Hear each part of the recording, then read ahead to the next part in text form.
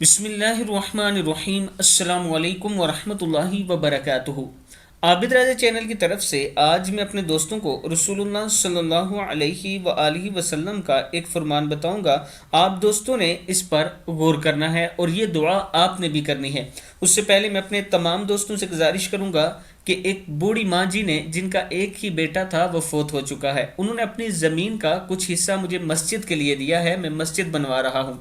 آپ دوست میرے ساتھ تعاون کریں۔ یہ میرا واٹس اپ نمبر ہے، اسی پر جائز کیش بھی موجود ہے، اور جو دوست دوسرے ممالک سے کرنا چاہتے ہیں واٹس ایپ پر مجھ سے رابطہ کر سکتے ہیں۔ میں آپ کو مکمل ڈیٹیل بھی دوں گا، اور یہ بات یاد رکھنا کہ جو پیسہ آپ دیں گے وہ ٹھیک مسجد میں ہی استعمال ہوگا، یہ میرا آپ سے وعدہ ہے۔ اور آپ کا 1 روپیہ، 10 روپے یا 1 لاکھ روپیہ، یہ آپ کے لیے آخرت کا نجات کا سبب بن سکتا ہے۔ اپنے والدین کے نام پر ضرور مساجد میں پیسے دیا کریں۔ تو شروع کرتے ہیں آج کا لیسن۔ بسم اللہ الرحمن الرحیم۔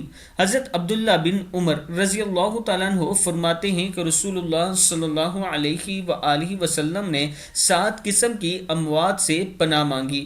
نمبر 1، اچانک موت کا آ جانا۔ نمبر 2، سانپ کے ڈسنے سے موت۔ نمبر 3، درندے کے چیر پھاڑ سے موت۔ نمبر 4، پانی میں ڈوب جانے سے موت۔ نمبر 5، جل جانے سے موت۔